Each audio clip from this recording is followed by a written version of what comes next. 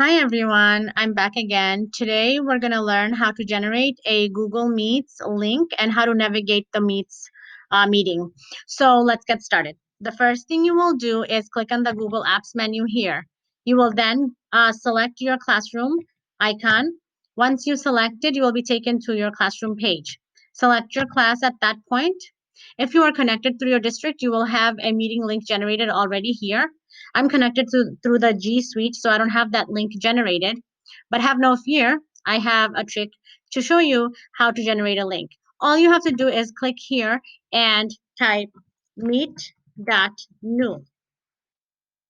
You'll be taken to a Google Meets page.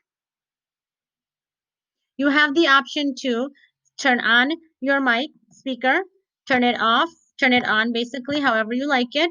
You have the option to join with your camera on or with your camera off. I have my camera on, but I just blocked it off. You click join now. Once you click join now, you'll be given another link.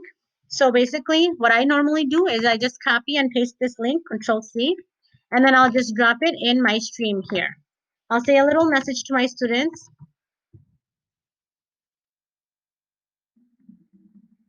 Please come to our meeting. Hi everyone, please come to our meeting, and paste the link for them, and then I just post it. Normally they have the link here and they'll have it here active in two different places, but because I don't have it here, they can join through here. Anybody can join as long as I share the link with them. I can also drop it in an email, in a chat box.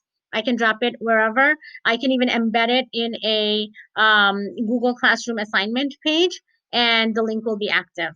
So once I do that, I can add people here. You just click add and type in people's email addresses to add them to your meeting with the link.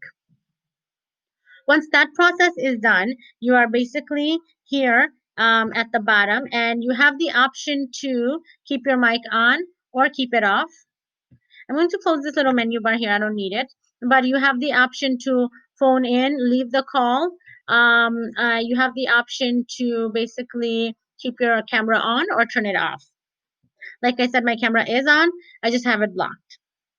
You have the option to turn on closed captions, and you also have the option to present. Once you select the present link, you will be given three different options. At that time, you have the option to share your Chrome tab, you have the option to share your window or your entire screen. Now, some people have been very interested in keeping their presentation open while seeing their attendees slash viewers. The best thing to do for that is to get a split screen extension. In one of my last videos, I showed you how to get one, and I also showed you how to use it. So I still have it saved here in my bar, in my extensions bar tab. So I'm just going to click it, and I'm at that point given options to do a 2x2. They call it 2x2, and they call this one 2x1. You can do 1x2 or 1x1. So I usually go with this. I like this, the flow of it and how it looks when I'm presenting. So you can do that. You can keep your presentation open and still be able to see your viewers and your meeting attendees and see what they're doing. So that's an option that you can do. Now let's say that you want to do 4x4. Okay, they call it the 2x2. So let's select that and see what happens. And this is what happens. I didn't close that tab from before, so I have all these four things open. It's getting a little jumbled up, as you can see. So I normally like to close everything up, and then basically I like to open up my split screen. So now that I closed it, and as you can see, I have four different windows open, and now the split screen option is gone. So it's good to basically close things and not have too many tabs open, because things can get very jumbled up in a very short time. And so once you are done, I think I closed out of my meeting window, so I'm going to go back to my classroom page, and because I have that link active, I'm just going to go back to the link. So I can't see what's going on. That's one of the problems with split screen. It minimizes your view. So I'm just going to enlarge this, and I'm just going to go to classroom, and I'm going to go back to my meeting. And it has happened to me many times where I just accidentally closed out because we have so many things open. It's impossible to do it seamlessly and perfectly. And I just go back to my meeting and I just join the same way. And I'll find all my attendees there. And I have many times my laptop has just died, and then I'm worried, oh my God, my students have left. But I just go back on with that same link and I'm able to find them and they're there. So the internet is taking a little bit of time, but it's actually getting me ready to join back.